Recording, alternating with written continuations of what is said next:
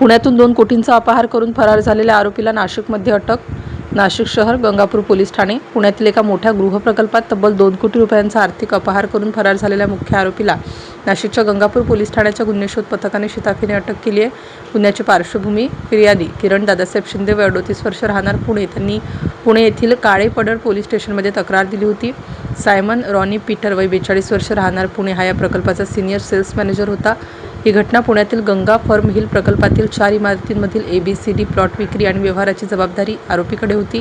आरोपी Simon Peter याने ग्राहकाकडून आलेले प्लॉट विक्रीचे पैसे कंपनीच्या बँक खात्यात जमा न करता त्याचा मित्र व्ही चंद्रशेखर याच्या खाजगी बँक खात्यात वळवले. अपहार अशा प्रकारे एकूण 32 ग्राहकांची 2 कोटी रुपयांची फसवणूक करून आरोपी पुणे शहरातून फरार झाला होता. या प्रकरणी पुणे येथे भारतीय न्याय संहिता 2023 नुसार गुन्हा दाखल करण्यात आला होता. स्टार न्यूजसाठी मोहसिन पठाण, नाशिक.